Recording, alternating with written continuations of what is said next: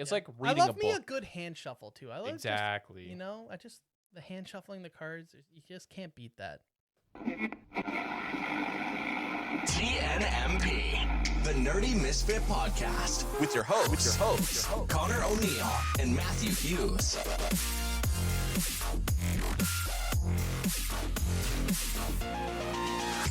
What is up, everybody, and welcome back to another episode of the Nerdy Misfit Podcast. Oh, hey.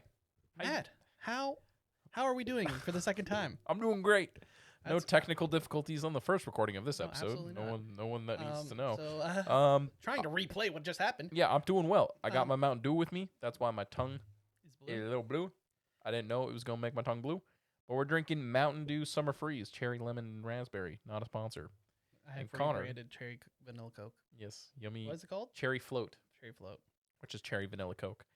But yeah. yeah. So How's it going? what's new? What's new with me? Well, spring anime has started. Yes, of So course. I hear you have quite the list. Yeah, We there's equally currently- spent time today going through, marking on everything to That be is like, convenient that we both did that. Not planned, no. but both ended up adjusting. So are you really on top of your list where you're like, okay, I watched this episode in? What do you mean? Like on your My Anime list? Are you, if you watch, say, what's a show that's like out right now? Let's go Free Rin.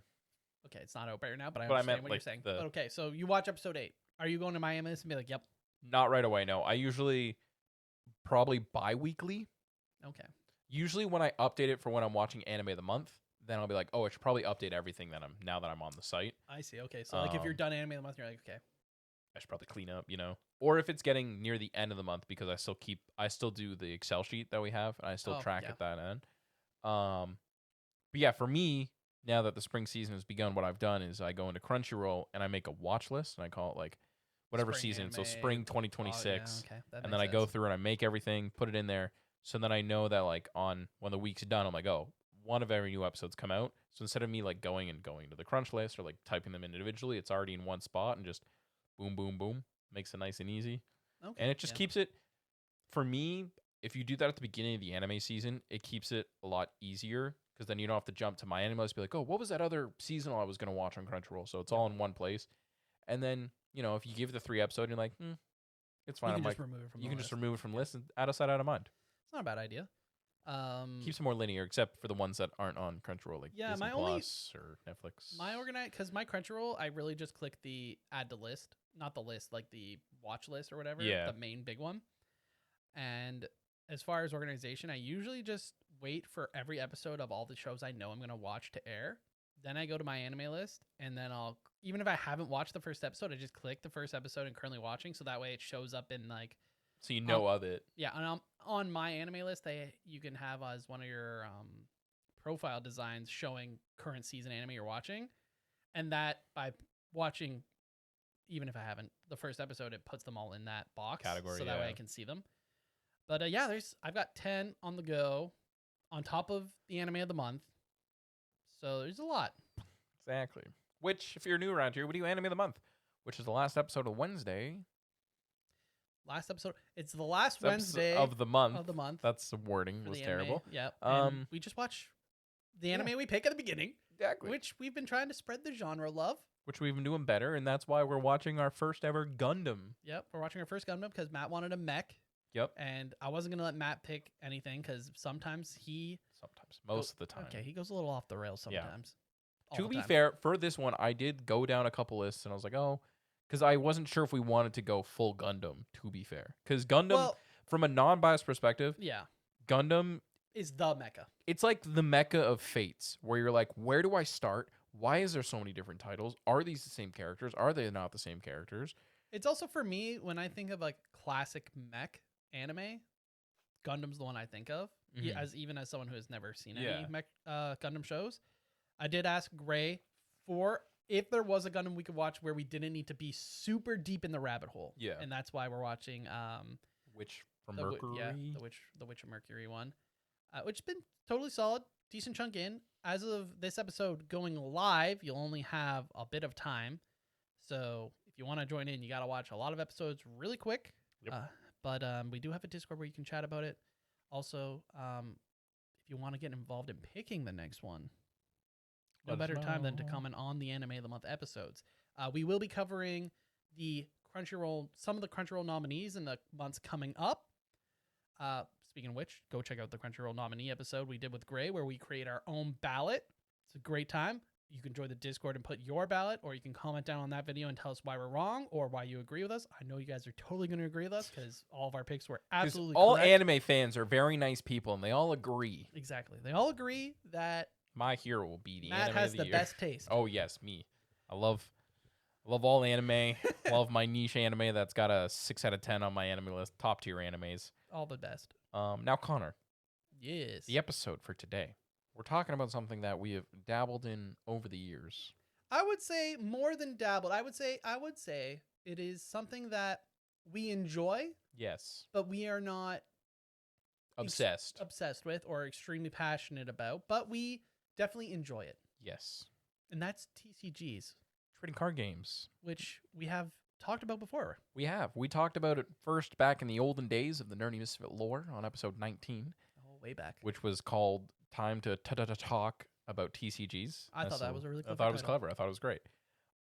Where I think we just kind of talked about some of the ones we liked, ones that we don't play, so on and so forth. I'd love to go back and actually listen to how that is I won't stop you. changed. I'll probably do it on my own time. Then on episode 40, we talked about the One Piece trading card game, which came out around the time of that episode. Which is crazy. It's crazy how much time has passed And how big it is. and how huge. I One don't Piece know is. if that episode we predicted how big it would be. I know we talked about how We thought it might have even fizzled out. Like we weren't 100% sure because how that's it how was so many gonna- anime card games ended up. Yeah. It's nice to see that One Piece, Union Arena, they're doing well. But man, I would never have guessed it would have been as popular as it has gone. But One Piece as a whole, even though it was already so massive, has just exploded since then. Yeah. which is crazy to think that Yeah. one of the biggest anime manga properties ever could hit another level, but yeah. it did. Which we will discuss later on in the episode because we got a bunch of new One Piece news updates. Yeah. it's true. But then a few months ago, we invited a guy named Zach onto the podcast, good pal of mine. And the episode, that one is called Is Riftbound Riot's Next League of Legends Success Story, Worlds Recap, and TCG Deep Dive, where it's probably the episode we've put the most prep into. I wouldn't say the most prep, but it was the But most the- fun. Yes. We've definitely put in some significant work into some of our. Definitely the Lint Chocolate. No, not that one. That one's not a lot of prep. That was just raw emotion. yeah. But yeah, it was really fun to prepare. We had Zach come over before we recorded, a couple days before, and we played all the games. We tried different decks. It was really fun to get Zach to play Yu-Gi-Oh because he's not a Yu-Gi-Oh player, and Yu-Gi-Oh can be a bit ridiculous. Yep. And we played an old format of Yu-Gi-Oh. We didn't even play Modern. modern Yu-Gi-Oh, Yeah. which is even crazier. And it was just fun, really good vibes, really good time, and it was a really fun episode to record. And now we're gonna talk about a topic that maybe we don't have as much leg to stand on, as we are not as deep in. But the thing that Exactly. inspired this episode is Matt is a big fan of wasting money. Okay, you guys, follow me on this story here. As someone who has played Yu-Gi-Oh, going to locals and has gone to Put my hood regional on Yu-Gi-Oh here. events, I'm not the biggest fan of you have to buy a box and try and build. Obviously, Yeah. buy singles, right? It's just easier to build your deck that way. But like all of us, we're all tempted by the luck gods, and I'll buy a box Or two. or Yu-Gi-Oh players they'll buy boxes. Matt, he plays a different ball game. We call his extreme roulette, where Matt just goes to a card store and he's just like, "Get me one pack of this random box that I don't remember what's in, but that." And then he comes over and he'll be like, "Yep." So I opened Open this random piece of one pack. this one random One Piece pack, this other random One Piece pack. Oh, and this Lorcana pack. And I'm like, what is happening right now? And that's the Matt Classic. But It has paid off in certain aspects. it has. There's been some decent pulls. The pull, at one point in my life. That is true. But that was also, I think you bought a lot of those Pokemon cards. I did really enjoy That was a that. box, I think, Yeah, I 'cause did that really was enjoy that set. The one with the Moonbreon. Yep. That was different. I'm talking about your casual, I'm at this store, I'm may at as this well card buy a store. random pack. I should buy a random pack. So that does Probably happen, and add this to is what this has spurred list. this conversation on, which is you can no longer do that for One Piece No, you because the One Piece cannot. packs are absurdly priced for you. Yeah, which is crazy because 4 months ago, One Piece was a very affordable card game. Yeah. Now, the pack that was $8 is now $17 Canadian. Canadian. Yeah. And it's just like, for the casual player even, like that's pricey. For the casual, It's very tough, yeah. you And know? for us who don't go to tournaments, we're just playing for fun. It's priced out. There's no more Yeah. buying boxes for fun or buying random packs for fun. It's now, if we did want to make a deck of a certain character, it is Use whatever we have already. use that or just find singles. Yeah. And make sure it's not a meta deck. Just have a fun deck of something. So that's what spurred on this conversation of collectors, players, scalpers, Yes. and just thoughts and perspectives. Which, if you are watching and you're still at this point, before we've really deep dived into it, forgive our ignorance as we Yes. delve into this topic. Yeah. So I guess to start, Matt, what TCGs have you played? What TCGs have I played? Obviously, over the years, I've played the Pokemon TCG I've heard back of that one. before. I probably got big into it when Sun and Moon came out because that was sure. the sets I was collecting and playing the most of. Getting the starter sets like that Lunala deck, I played so many times. Sure. The Decidueye deck, I played a bunch. But you never Um, built your own deck.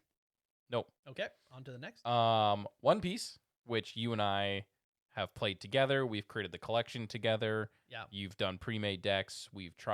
I've tried the pre-made decks. Yeah, you've made your own custom both the decks. and I've built decks, You've but still built one decks. you've not built a deck for. Correct. Okay. And then we jumped to Magic the Gathering, which is more recent in the last Mhm. year or so. I've played Standard. Yeah. Do some of the jump packs, pre-made, like it's half a deck and half a deck. You shuffle together and make a deck, so on and so forth. And I've played a lot of Standard, and I've collected some of the Spider-Man ones. Yeah, they're very good for Baiting baiting people into who have not. for fandoms and Yeah, if you're not a big Magic a the lot of their Gathering. collabs. Yeah. It's a good, Which way is of cool, getting though. We I great, appreciate it. got great buying Magic cards. You don't play Magic, But I kind of do sometimes. but you haven't built a deck from scratch for that either. I'm working on it though. Okay, so so far the closest one. Yes. And then we get to Union Arena, which is one that I got in around the same time as Magic, Okay. which is probably of the list, probably one of it is one of the more unknown ones, Mhm. but it might not be the least one. It's like second least familiar with people. Union Arena is an anime based one. You pick an anime, and there's boxes, packs, decks, a deck. Revolved around that specific. That particular anime. So if you like Full Metal Alchemist, there's a set. JJK, Soul Leveling just came out. Neon Genesis, Hunter x Hunter, so on and so forth. Most of the big ones outside of the big three, because the big three have their own TCGs. And the negative of that, Um, obviously, is that if you pick Kaiju number 8, there's very limited deck building options, as you're limited to Yes. just that set, which I'm assuming there's only so much you can really do for a deck in that case. Yeah. When a set's popular, they obviously end up potentially coming up with a second. Well, yeah. So for example, like JJK, Hunter x Hunter, and One Punch Man were one of the first sets they did. Mhm. And what they've done now is they introduce Volume 2 sets, which are it's One Punch Man again or JJK again, but there's new cards because since it's based around the anime, Mhm. except for a new set that just came out, which was based on manga because the anime's not out. They're kind of doing arcs. So for example, the Hunter x Hunter one, the first volume of the cards went up to right before Greed Island, and then volume 2 of Hunter x Hunter, all the cards were Greed Island focused. Right, and you So- can't have a Hunter x Hunter deck mixed with One Punch Man. It has to be No, it has to Hunter be x Hunter. that anime. So by introducing new arcs or just even a larger card pool, you are allowed to use those newer cards within Exactly. the older card set. Which makes sense. No, I'm and not saying it it's- doesn't make sense. I'm trying to give the yeah. audience a view because I don't know how many people have played Yeah, exactly. Union Arena, and it's just more of a. I think it's a very good beginner style game Yeah. as far as deck building goes, but like I said, it's very limited. It's very limited, especially like if you're not familiar with the anime, you're pool. not going to pick up that anime, right? But that's cool in the sense of But- like cards you're gonna like. I just mean deck building wise, part Yeah. of the fun of some of these other ones is the amount of cards you have access to Exactly. build a deck. Yeah, Union Arena's only been around for maybe 2 years now. So it's still like getting popular and still growing, obviously. And it's also a monotype style decks as well. So you kind of have to pick a color and kind of go from there. Ones I've dabbled into is Yu-Gi-Oh! Obviously through you. I've only ever bought one deck of Yu-Gi-Oh! And that was from a guy we used to work with on Clifton Hill. He sold me his Battling Boxer deck for like $20. We dabbled in Riftbound. Check out the episode with Zach. You and I have played a couple rounds of Lorcana. Yep. It was okay. Altered, I've played a few rounds of, which is even a more niche game. It's a French TCG. Oh, very random. So it's very niche. And then two that I've debated about getting into because my one friend is big into Dragon Ball and I recently read Dragon Ball. He wants to try out the Dragon Ball TCG. That one, I might just buy a deck and see if I like it, but I probably won't get into it. And then one that I've picked up a couple packs for is the Star Wars TCG. I have seen stuff about that one. And I actually recently moved, and I found when I was moving that I have a Star Wars starter deck. It's like a 2-in-1. So potentially Connor and I will give it a try and see if we like the Star Wars decks, how the gameplay works. But anyways, Connor, how about you? Your list is going to be a lot smaller than mine. Yeah, mine is definitely smaller. And for anyone trying to get into TCGs, keep it that way. Because TCGs can be expensive, so just pick one. Pick one and stick with it. Big one is Yu-Gi-Oh! Played Yu-Gi-Oh! Growing up. Played Yu-Gi-Oh! In high school at locals, tournaments, gone to regionals, played with friends. I now have a good chunk of old format decks. I have recently had some updated decks for current, but now those are even out of date. Yu-Gi-Oh's very fast paced. Yeah. And I usually play with gray, so I've been more focused now on just keeping up the older decks from past formats, just because that format's done. It's never gonna change. It's that format, and it's just easier that way. But that is the one I'm most familiar with. One Piece is probably the second. Play a good amount of that with you. There's other friends that play it as well. I definitely enjoy the way the game works. I think it's it's very well balanced in the style of play. I've also played some online ones. Like I've played Hearthstone. I've played I can't remember what the league one's called. That's what I was trying to think of too. The Riot Games one. Runeterra. Runeterra, yes. So as far as like the strategy, it helps learn. It's easy to learn other games when you've played some similar ones. I've dabbled in Magic. I've played both Standard and Commander. Pokemon, I have probably the third most experience in. And then I've dabbled in Lorcana and Riftbound as you've mentioned. Yes. Also sold my collection of Yu-Gi-Oh! Like 2-3 times. And now I'm at the point where I'm not selling Yu-Gi-Oh! Cards ever again. I'm just keeping them because every time I end up going back and playing it again, I'm just like, I should never have sold that. Especially, you never want to look at prices of cards you've sold. Yes. Because sometimes it's not very pleasant. Yes. Or there's times where you're like, dang, I sold at the right time. No, you just never look. You're just like, yep, that's gone now. I will say I recently sold my entire Pokemon card collection outside of the decks. I kept all the decks I had. But yeah, I sold my entire Pokemon collection that I was collecting for probably about 7 or 8 years, off and on. So yeah, there was a Moonbryon in there. There was the Moonbryon, the luscious card that everyone loved. And I will say that I sold it At a good time. at a good time, and I checked back 2 months later, and it dropped by about $500. Yeah. So I was like, you know what? It was a sign. It'll climb again, probably. Oh, yeah. Everyone loves that Moonbryon card for some reason.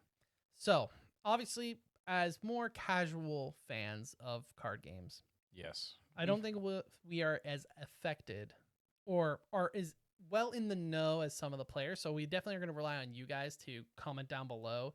And if you are someone who is actively going to your locals to play Magic, Yu-Gi-Oh, Pokemon, One Piece, whatever it be, definitely put down in the comments how you yourself feel affected by the Scalpers. I think this is the main verses we're going to be doing. Yeah. Or if you feel unaffected because you're buying singles for your decks and a lot of maybe the meta cards are unaffected by the ongoings of the collectors and scalpers. But yeah, so for us, The only big thing that we've been affected by is Matt's random picking up and no longer randomly going to the card store and being like, "Hey, I really want to pick up something for this new One Piece set." Yeah. Because I think it'd be cool to get these cards. And in to One Piece's credit, if we bought a box or two, we pretty much were able to make whatever deck we were trying to make from that set, Exactly. or close to it. Other than obviously some other cards you would need outside of the set, which is nice to see. But if we are making a deck now, we're just forced to go to singles and find deals. Haven't checked recently on the prices, but I just know in general a lot of One Piece cards have risen, and it just makes it harder to, especially you don't make any money from cards even when you're playing the game. Yeah. Generally, unless you're like really, really good. But for people that just play it for fun, it's a lot more difficult for us to be incentivized to play. It almost more forces you to find the online tools that potentially are not even involved with the real game at all, which is not, there's pros and cons to that. Pro being it's free, con being like there is something really nice about just playing the physical game. I think it's like maybe like weird nostalgia, but yeah, there's something enjoyable about being across from your player and being like shuffling the deck and like literally sounds cringe, but the heart of the cards of like, yeah, like the feeling of like this could be the card that could change it, instead of just click. It's Yeah. like reading I love a me book. a good hand shuffle too. I love Exactly. just the hand shuffling the cards. You just can't beat that. But yeah, so if you are a player of any of the games, you have to let us know down below how you feel affected. I feel like we should jump into the scalper part of this, which is, what is a scalper? So I would define it, and by define I mean it's very easy definition, which is basically just someone who purchased something at MSRP, whatever value that is at, like a pack, box, etc., and then sells it for a much higher profit. Yeah. And in the TCG world, there's only so much supply to the demand that constantly increases. And scalpers or buy who are going out, don't play the game at all, and just keep going out and buy. Let's use Pokemon as an example for now. We'll go and buy a lot of the new Pokemon set. We'll then kind of be hoarding it, causing the supply to go down. Yep. But the demand is still up there because the people who want to buy the cards for playing, let's say, don't have access to said product. A good example of that is there was a set that came out about a year ago called Prismatic Evolutions. Yep. Or another set was called 151. And it was like a reprint. It was the first one of like Kadabra coming back into the TCG, for example, for Pokemon. And it was one of those things that like scalpers came, they would buy like box upon boxes upon boxes. And then the more common people that want it for their collection or ones that like players and stuff like that, like it was just so hard to find. And now the average booster box is going for an arm and a leg when you're like, this does not make sense. So that just drives the price up, and then it just keeps going up. The market adjusts accordingly to that. And then companies will have to then raise their prices in store to try and combat that a bit, and then that doesn't help either. It's hard to say because I think some of it is the I don't know if I don't know who makes Pokemon, but I don't think they've changed their prices for the card stores. It's just card stores that just they know have to. They don't have to, but they'd be silly not to make the money. Yeah, which is unfortunate.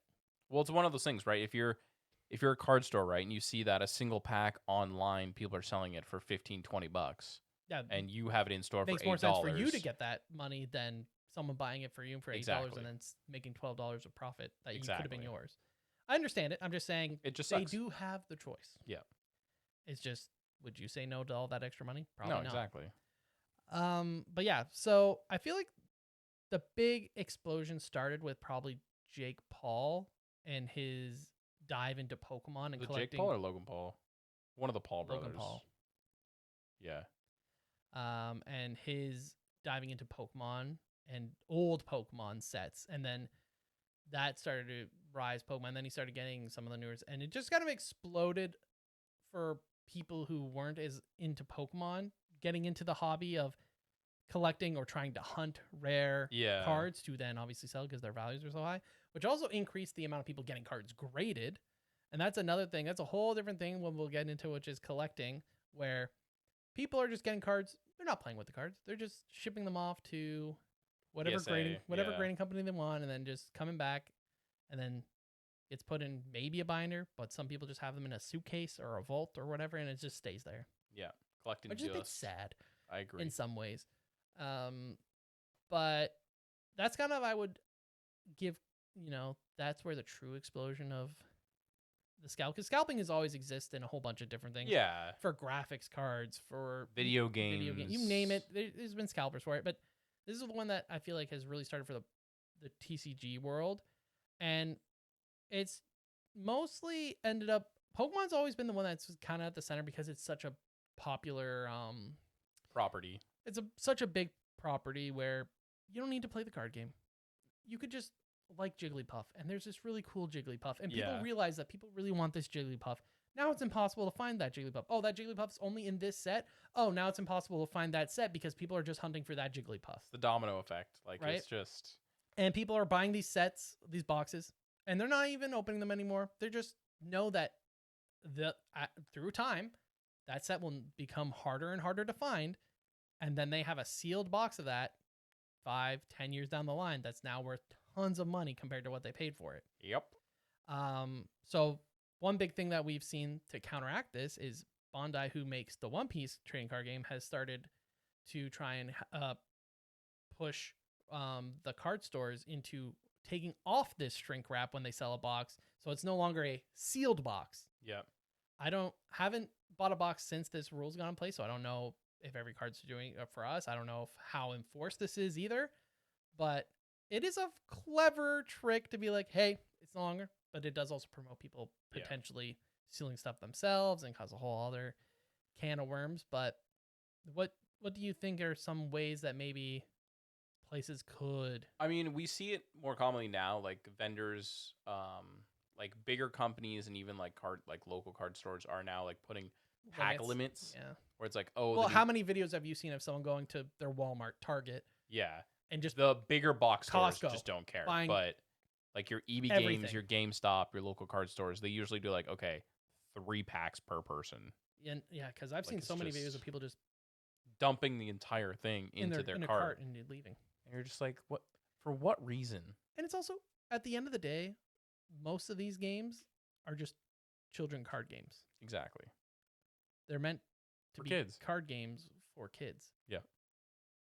And it's just so weird, especially when you see the fights. We've also seen how many break-ins now because this has caused Pokemon and One Piece, like the cards are so valuable, the high rarity cards that might be at some of these stores that they're selling.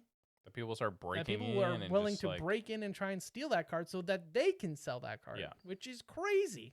Insane. Just absolutely insane behavior. I want to get your thoughts on collecting, because I feel like we're on the, I wouldn't really say collectors, but there are definitely cards that you get that you're like, hey, I'm gonna put this in a binder. I'm just gonna hang on to it because I like it. That card art, all right. Like I want it for me. I'm more of a collector, obviously, than you. But across all fandoms, TCGs could be certain sets, like you said, certain characters, rare cards, high find cards. Yeah, I've never tried to like collect a base set or get an entire master or grandmaster set of anything. Yeah. I'm more of like, I like Blue Eyes White Dragon. I'll try and get all the different cards. If there's a new Blue Eyes that I'm capable of getting that isn't bajillion dollars. Yeah, I'll try and get that and add it to my binder. And Dark Magician Girl, like, some OG cards. Yeah. The Egyptian God cards. There's some favorites of mine that I'm like, hey, if I can get that, that'd be nice to add to the collection. Yeah, like I know someone who's obsessed with Mimikyu and she's trying to get all of the different versions of Mimikyu. See, that's kind of cool. Like, that's a cool concept. And you're not going out getting every single Mimikyu graded. You're just adding it to your binder because you're like, you like Mimikyu. Exactly, For collectors as well, you kind of mentioned it, but there's kind of like a tier system or like different versions of a collector. So this is big in Pokemon specifically. Okay. You have your base set, which is just like one of every card. If you have the Pikachu, you don't need the reverse holo or the regular holo Pikachu. Once you got Pikachu, it's fine. You have like the Pikachu. You have a Pikachu in the set, it's fine. Then there's the Master set, which is one of every card plus like that Pikachu regular and reverse holo and holo, and all the secret rares, the alternate art, full arts, etc.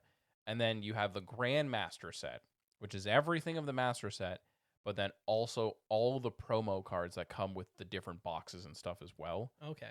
Um, So One Piece is similar because One Piece, you can almost get every card as the card, and then there's a holo version. yeah, And if it is a rare card, there's like an alternate alternate art of that Yeah. rare card in the sets, which are usually ones that end up, which is why One Piece, if you're just buying singles, there are so many I'm gonna put crud cards that end up in a set where people are only looking for like what the manga card, Yeah.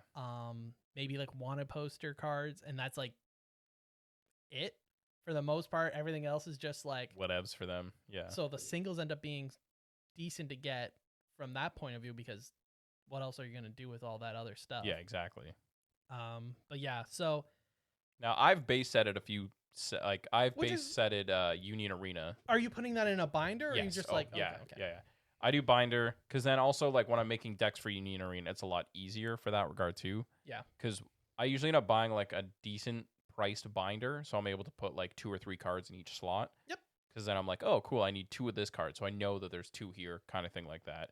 But I've only done base sets for that, so it's not like I'm not going out and buying the 2-star Kaiju number 8 card. Like if I pull it, I'm like, that's sick. Yeah, and you're not grading any of them. But I'm not either. grading it. I'm just, it's in a binder, Obviously, I'd love to do like a base set of like the Spider-Man Magic cards, but also Sure. it's not like Well, and Magic is annoying because they do like the regular set, but then they have like that more expensive set, which I don't know what it's called. You guys, will have to the let me know. collector, The collector? Okay. where it's like so you can buy a single pack of say Spider-Man for $9. It's your classic 12 to 14 card pack. You get a bunch of commons, some Yep. uncommons, that one rare, that one holo, and a land or whatever, right? And then they have like the collector box, the collector pack, which is like $70. All the cards are holo, Mhm. sure, and you have a chance of getting some more rare cards. Yeah. But it's not guaranteed. That's where, like, for me, I could never justify spending $70 on a single pack. But you're not a proper collector. But I'm not a huge collector in that regard. We're also not big Magic. Yeah. Someone who plays Magic will have to let me know if they ever have gotten the collectors, even if you're buying it as a single, for your deck. If you're trying to bling Yeah. out your deck, because I know like in Yu-Gi-Oh, a big thing was getting the max rarity of cards in your deck. Yeah, you want to make it look fancy as Yeah, heck. you want to make that a shiny deck. Yeah, it's like getting the Don cards for like one. Yeah, getting the piece, Dawn, like- getting cool Dawns for your Yeah. deck was I mean, I did the same thing with Pokemon, like getting like the holo energies. I'm like, Yeah, this is just a getting- cool little like. just an added little, Yeah. it's better. Little flash, little bling, it's Yeah, no I big dabble, deal. but like No here's big some cool deal. cards. It's all my psychic energies are It's secret rare. fine. No big deal. Exactly. But yeah, I just we don't have a lot to say, unfortunately, because we're not as in the trenches Yeah. for either or. Collecting, a lot of it is just if we end up getting a cool card, we're like, cool, Yeah. because we're not going out and selling it, so we're just like into the binder. We're not Exactly. using that in a deck, so into the Yeah. binder it goes. Like I've pulled a couple like full art Spider-Man cards from Magic. I'm like, oh, these are sick. What am I doing? I'll get a Yeah, I'll binder. put them in the binder. Sleeve it up, put it I in the think binder. The only thing collection wise is I've mentioned like some of the Yu-Gi-Oh stuff. Yeah. A big thing for the Yu-Gi-Oh is I've been trying to collect they're called the Signer Dragons from 5Ds, and I have the OG Secret Rare for the Signer Dragons, and then I have a quarter century rare of them, and then I have a Ghost Rare version of them, kind of like all on like a page spread, and it looks really cool. But the Ghost Rares, super expensive to get in English, like absurdly so. Yeah. Upsetting that I did have 1 or 2 of them back in the day that I didn't sell one for nowhere near what they cost now. But I actually bought the Japanese versions because for me, it's more of just a visual collection of, and I think Yeah. it looks nice. It's not so much a resale collection. Which is something we should probably mention here that has become a more popular and larger thing in the last year or so. It's collecting Japanese Is cards. Japanese cards. So, Prismatic Evolution, for example, is $21 if it's English deck, but if you want a Japanese pack because you're just collecting for the art, it drops to like $8 a pack. Yeah. Like it's crazy. And they've started, card stores have now been doing it with One Piece now too, where you can buy the Japanese pack for like a third of the price as the English ones. Well, we've also seen when we were first getting into One Piece, remember when I built the OG Katakuri deck? Yeah. I was like, oh, it'd be really cool to get the Katakuri, I can't remember the term. I'm going to call it a deck master because I'm a Yu-Gi-Oh Yeah. player. and the leader. And I was gonna get the hollowed version of Katakuri, and it was very expensive to find a Katakuri. But Japanese, I could have spent a lot less. That's the thing. It's like, but then you're playing it and you're like, oh, I have to make sure. Well, I and have they moved the sets English out is the other one. issue, and it's no longer playable. Yeah, it's confusing in that regard. But we are seeing too, like one of the card stores that I frequently go to, they have now got Chinese Pokemon cards, Korean Pokemon Anything cards. to get the price down for people that maybe just want the want to collect it, collectibility, and I respect that from a player, like a collector kind of thing. making it more accessible. Exactly. Yeah. So people will definitely have to comment down below and let us know what the landscape is like. Because we noobs. We just play with old stuff. We ignore not rule changes, but if it's banned, we're probably playing with it. Exactly. Unless like we're playing a specific format, in which case we will follow the rules for that. But that's what it means to be casual. Exactly. We casual scrubs. But we also definitely wanted to hear from you guys who might be a lot more into down the pipeline. Yeah. More into it, So that's just wanted to rant because I thought it was hilarious when Matt came and was like, yeah, so a One Piece pack is this much. And I was like, yeah. Ew, what now? Because I enjoy, like, if I'm there, I'm like, you know what? I'll grab a One Piece card pack for $8, because it is that thrill of like, maybe I'll pull the secret rare or like something, and then it just adds more cards to our pile. Yeah. So then we can make smaller decks and stuff like that too. But then it's just like, man, once card packs start entering like the double digits, like I really have to start justifying it, especially when the double digit starts with a 2, and I'm like, it's off the table. Yeah, it's absolutely off the table. As soon as a pack becomes more than like $14, even $14 is kind of pushing it. That's so dumb for. But when the price becomes more than $1 a card, that's where I'm when like, the cards are not worth $1 a card. That's what I mean, right? Yeah. Like when you're getting a Pokemon pack is 10 cards. So for me, I'm like, when a Pokemon pack is more than $10, it's already kind of iffy. Yeah, and your average card is like 25 cents. Yeah, you're like, there's no, not that it's about the money and the price of the cards, but it's the factor of it though. Yeah. Anyways, that's the TCG rant. That's our rant for the next 100 episodes. Let's jump into our nerdy news and Misfit roundtable. We really got to get a sound for this. Yeah, well, I'll find it. We got some One Piece news. We got some One Piece news in the news. Yeah. We got a bunch. Elbaf Arc will be 1 chapter per episode. Yeah, I did see that. What was the point of the break? Yeah, exactly. And if okay, let's give some, let's be very optimistic here. I'll be very optimistic. Let's say that they needed this time to finish whatever amount of episodes is this current season that they're doing will be. Why not just push it back? Yep. And just make it so that's not the case, because this is just ridiculous if that's the case. Yep. One Piece live action cards for the TCG, which is cool. I saw some of the arts. I mean, they're not for me, but I think it's a fun little, like, I probably won't grab them. Fun little promo that some people can try and get. We got One Piece season 3, the live action, coming in early December 2027, which it's labeled the Battle of Alabasta, which makes it sound like it's covering all of that, all of Alabasta, which is kind of what we assumed, anyways. It is what we assumed. I wonder if there's any lead on, because that's, I mean, Alabasta is a decent sized arc. I say that like knowing that how long some arcs have been, but it is the largest arc we're taking on. Yes. In the live action so far. So I'm curious to see if this is a 9 episode. Yeah, if they're sticking at 8, are they going to push to 10? Like, or if it's shorter. Yeah. Because Drum Island took up a lot less time than I thought it was gonna. That's true. But we'll see. We'll end up seeing. I mean, I'm excited. Yeah, I'm excited. They're killing it so far. One Piece Lego special in the fall of 2026. Yep. Kind of crazy. I think it's great. We just got One Piece Lego, and we're already getting Wave 2 is coming out as well for One Piece Lego sets. And we're already getting a special in animated Lego format, which is wild. The Lego format One Piece Lego game coming next then, I guess. That'd be sick. Has to be. Probably freaking Switch 2 exclusive. And then we got a One Piece. I put this as teaser-ish. It was labeled as a teaser, but it's just some. It was more like artwork. Yeah, art of the WIT adaptation of the One Piece. Yeah.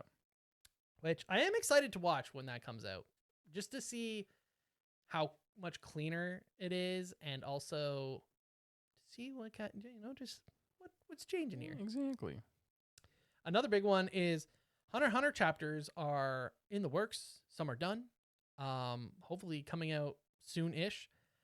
We saw that Togashi was finished done the character inking for chapter 430, which, just an FYI, Matt, we aren't even at chapter 411 yet.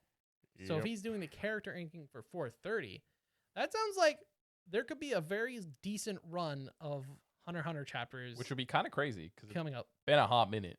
He also did post a picture with his wife, Naoko Takeuchi, which is the manga author of Sailor Moon, if you guys were not aware, which is, just one of the most, that's got to be, the most iconic manga duo ever in terms of just their works. Yup. But yeah, I'm excited. I know that there's a ton of Hunter x Hunter fans. I feel like anytime I ever see Hunter x Hunter, like, when's the anime coming back? We're not even, one arc done in... Yeah. So, it's a long arc, to be fair, but still, the principle of it is just there's no point to bring it back. yeah, it unfortunately is a long ways out from an anime coming back. As you mentioned, spring anime has started. Yep. 2 new books came out for the ones that I like. The Disney Twisted Tale books, which are basically alternate universe, what if kind of story. We got one that came out for the movie Up, which is what if it was Ellie who went up to Paradise Falls. Oh, so I'm assuming Carl probably dies. Sad. And then the other one is the Lilo and Stitch one is what if Nami and Stitch had to join the Galactic Federation to keep their Ohana together. That's very random. So it seems like a fun little space adventure. We got the Boys show, which if you've watched on Amazon Prime, it's done. It's ending with season 5. Have you seen how much hate The Boys has been getting? Yeah. From a amount of money cost to produce and the level of animation compared to the cost of JJK. Yep. I was seeing so much hate. I was like, sheesh. Wouldn't want to be on the hate train of that. Fire Force ended the anime, and it teased at a potential Soul Eater remake, which I have not read Fire Force or finished the anime, but apparently it's a prequel to Soul Eater. Yeah, that's what I've heard, yeah. That is pretty cool if that's the case. We also have news that a short-term run of Fairy Tail is coming out for the 20th anniversary for manga. So if you're a Fairy Tail fan, you'll be returning to the land of Fairy Tail. I actually have no idea what the land of I Fairy don't know. is I've called. never seen Fairy Tail. And last but not least, Star Wars Maul Shadow Lord has started. I've seen posts of the and behind the scenes. People are loving it. Yeah. Sam Whitner, who does Darth Maul, has been loving it, pushing it, and stuff like that. Season 2 already got confirmed, which is crazy. Yeah, it is crazy. We'll probably cover part of it on the podcast. I think it's lined up at somewhere. But 2 episodes are out of this recording, and the animation is beautiful for that Clone Wars style animation. And just that, I don't know. We love I'm a big fan of Darth Maul. Who doesn't like that? So the design is great, character's great. And yeah. On to the Misfit Roundtable. Whoa. Connor, we rolled some electronic dice again. Oh, we're jumping right into the D&D. Oh, that's already on the list. I was just D&D following the campaign list. update. Oh, welcome. Exactly. For those of you not aware, the Misfit Roundtable is our new segment, along with our news. There are 2 new segments. 2 news segments. 2 news segments. Uh, Where the news is news. The news is felt news. Like that was Yeah. The roundtable is where we'll be covering some updates instead of doing full episodes where we're just like, hey, this is what we're watching, reading, etc. Where we'll be covering our D&D campaign that we've recently started. We'll be covering books, anime, shows. random other stuff. Yeah. And then we'll jump into our question corner at the end. Exactly. If we have time. But yeah, go ahead, Matt. Give your D&D update. We did session 2. We were able to meet the Gold Dragon. Very terrifying lad, but not a lad because he's a freaking dragon. Connor being the DM, really painted a picture with the area leading into the Gold Dragon. Like, I keep calling it a palace, but it's not really a palace because it's like No, it's like kind of a Gringotts, like it's like a shift of it is a combination of a palace and like a bank esque, like a bank dungeon kind of esque. But it was a lot of cool. It's the big spire where the dragon likes to hang out. Yeah, a lot of that's cool, where all the gold goes through. A lot of cool characters got introduced there for some NPCs that we were able to chat to. We were able to visit a prison and talk to the prisoner there in hopes of getting some info on what is the reason behind like this cult that we're trying to figure out and why there was a Burning Man and how like everything's kind of connected. He gave us some answers. Then we kind of carried on to explore the city a little bit. We're officially a mercenary group as well. We went to a couple occasions, such as a potion shop, which I do have the name. I have the name of the potion dude, which was Fizwick.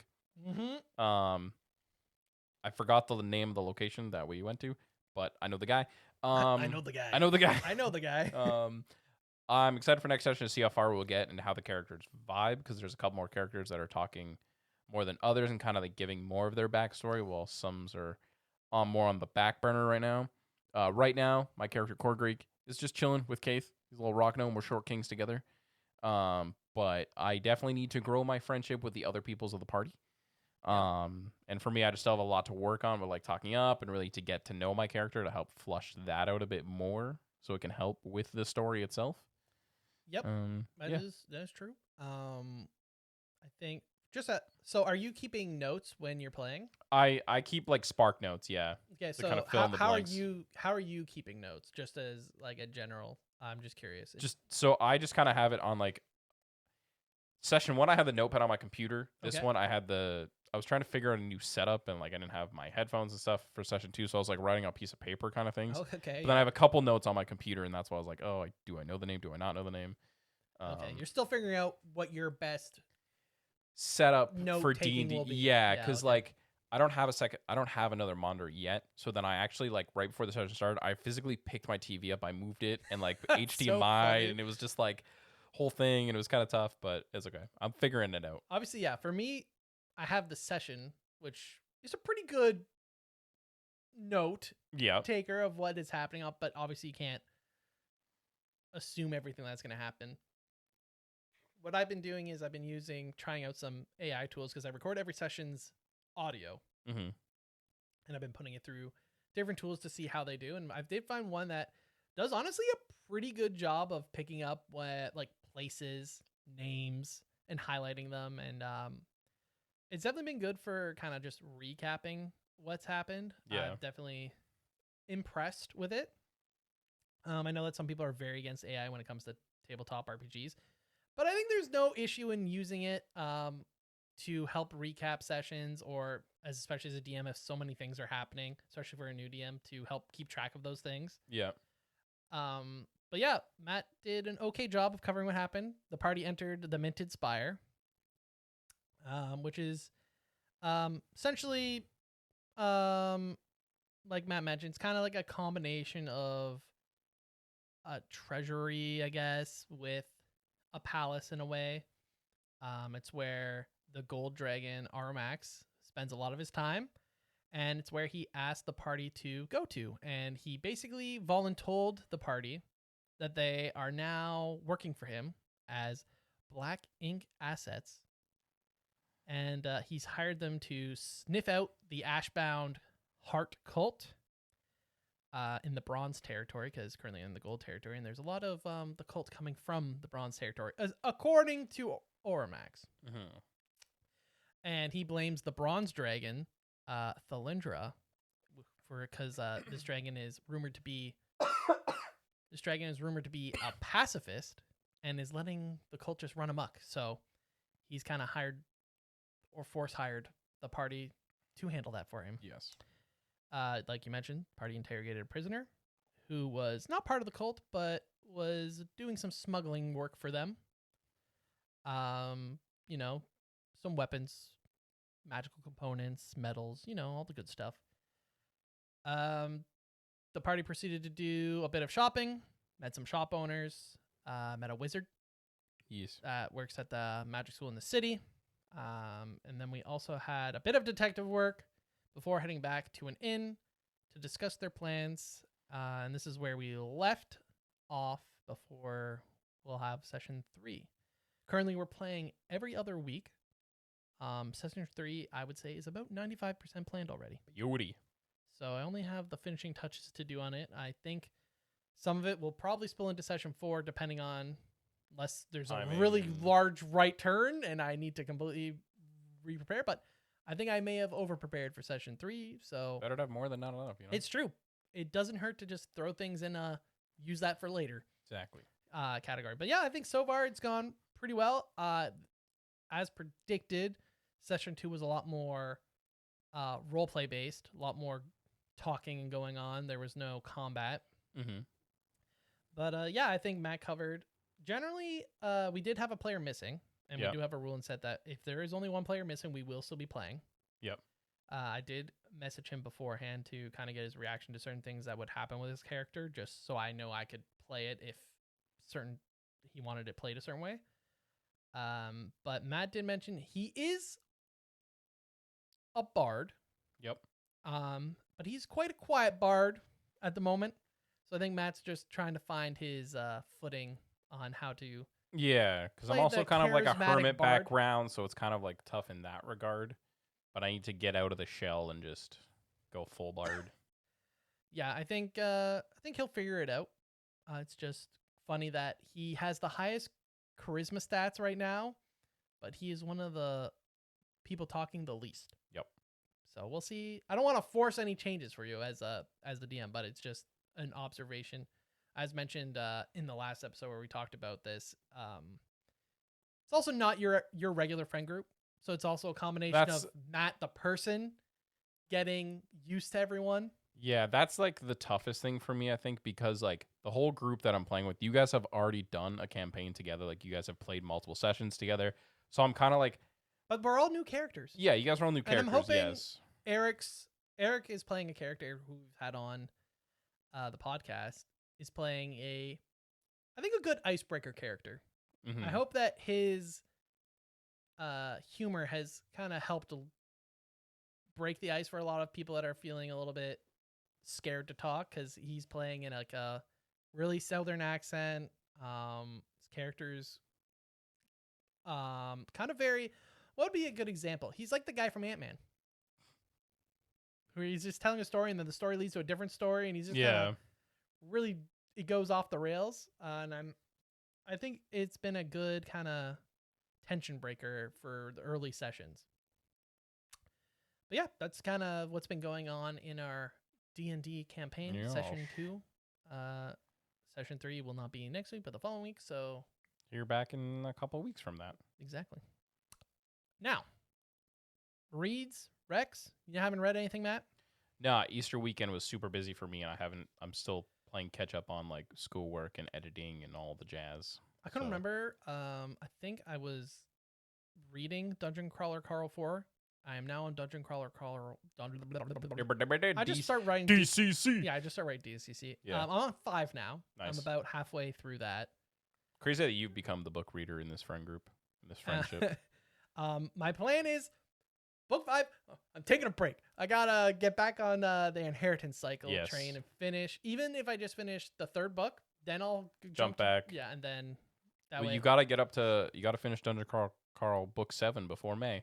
Yeah, That's when book 8 comes book out. 8 drops. I know, but it's been very enjoyable. Oh, it's a great series from everything I've heard. Oh, it's just fantastic. Audiobook is also just a pleasure.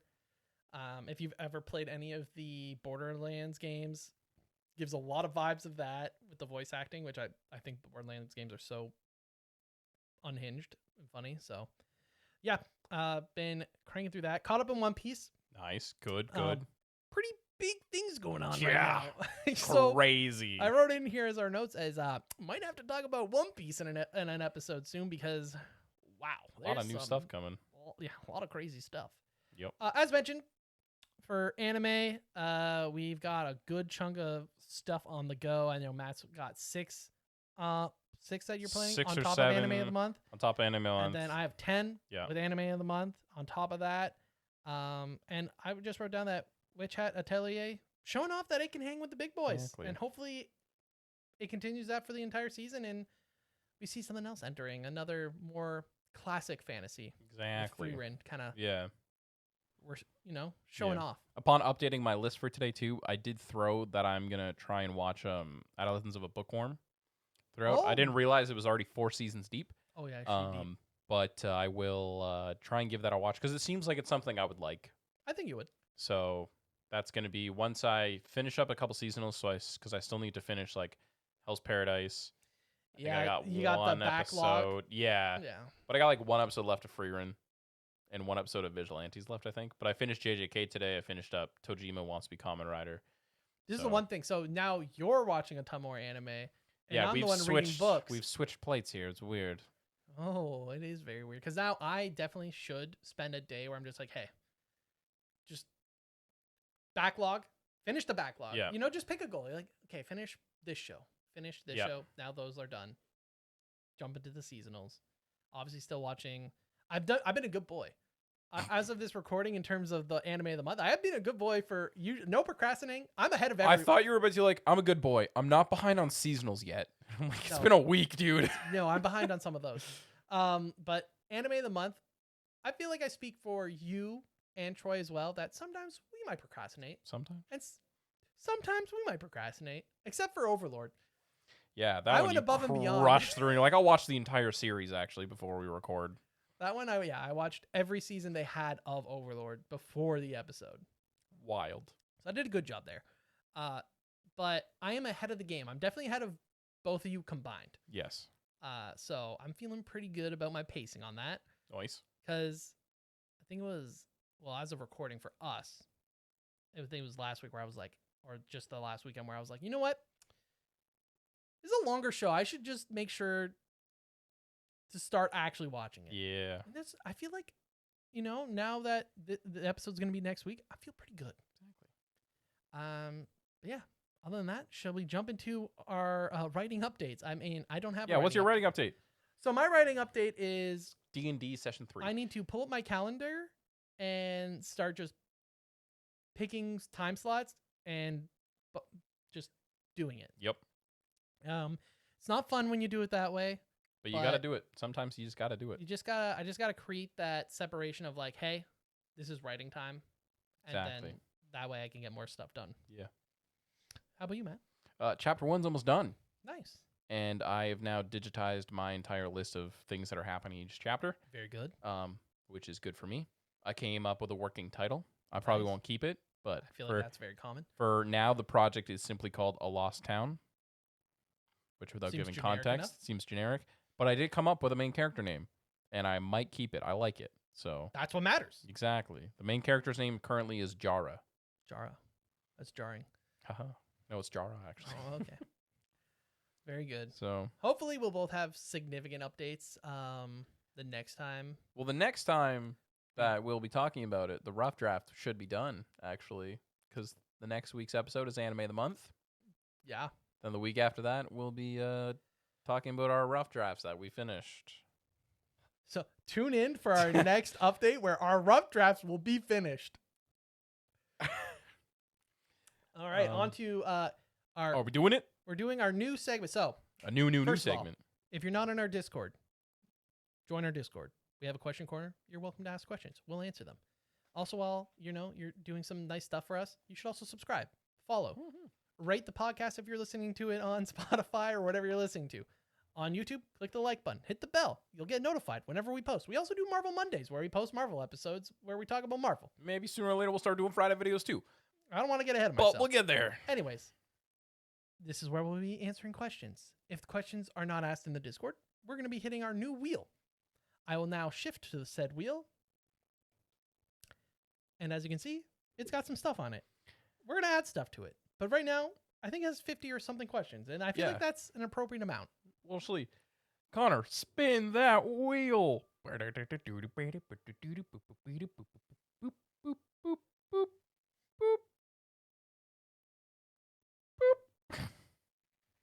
All right. Favorite animated film, Disney. Go ahead. Brother Bear. Dang, that was quick. I kept it very generic because I think in this list I broke it down a little bit. Yeah, you did non-princess and stuff like that. Non-princess, Yeah, princess. I'm going to say The Lion King. Okay. Keep it nice and simple, That's right. because with this is a whole complex question that we could go on about, but Yeah, those ones are easy. bum bum bum bum bum bum. Beep, beep, beep. Ooh, what do we got here? Favorite Spider-Man actor? Favorite Spider-Man actor. Drake Bell. Kidding. That's a He hot does. take. He does do a good voice of the voice. animated Spider-Man. That's the one that has the actor from. Drake and Josh. No, well, yeah, obviously, but it also has the actor from Boy Meets World. Yes. The older brother Eric. He Yeah. does the voice of Deadpool. Yes, I believe That's so. the Superior Spider-Man. What's that? No, Ultimate Ultimate Spider-Man. Spider-Man. Favorite Spider-Man actor. Favorite Spider-Man actor. It's tough because I'm always a firm believer that Tobey Maguire played a good Peter Parker, but Andrew Garfield played a good Spider-Man. I recently saw people talking about how the opposite, that they think that Tobey Maguire was a good Spider-Man and not a good Peter Parker. Complete opposite. The best adaptation of a nerd Peter Parker of the three that we've had, in my opinion, is Tobey Maguire. He plays the best nerd aspect. He's a bit old looking. Yes. When you're looking back at it.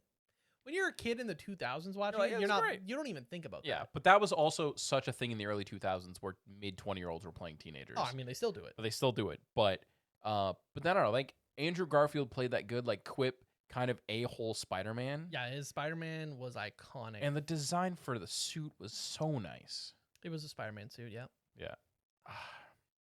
So the question is favorite Spider-Man actor. So I assume I'm going to ignore your typo. Is that who wrote that? One of us I typed could it. not tell you. We didn't put the dash. Oh, yeah. Whenever I see Spider-Man without a dash, I always think of Dan Slott correcting people because I see him correct people constantly on Twitter for it. Apologies. I assume it has to take both, right? Peter Parker and Spider-Man? Yeah, that's the thing is it's a good, like, it's not, You have to include both. yeah. In which case, if we are including both, Tom I'm Holland. gonna go Tom Holland. Yeah. Best Peter Parker, Tobey Maguire. Best Spider-Man, Andrew Garfield. Good mix of both. Tom Holland. Yeah. Final answer. I think, Andrew Garfield was too cool as Peter. He was too hipstery. But Tom Holland, like, he doesn't look overly nerdy, but they do a really good job of making him feel like he's still a loser, even though he's at, like, a school for the special... Yeah.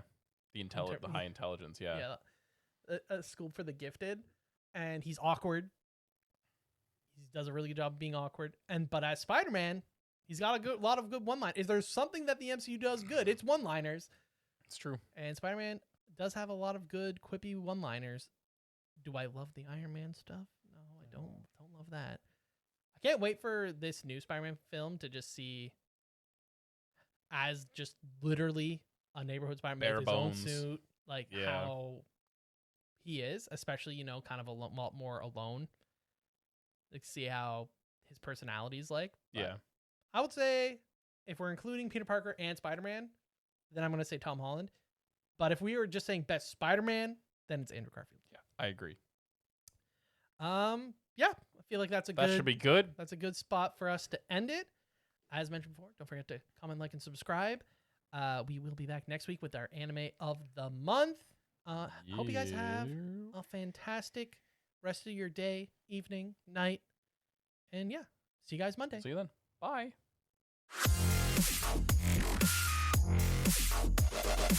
TNMP, the Nerdy Misfit Podcast. Don't forget to join the island by dropping a follow. Thank you, and see you next week.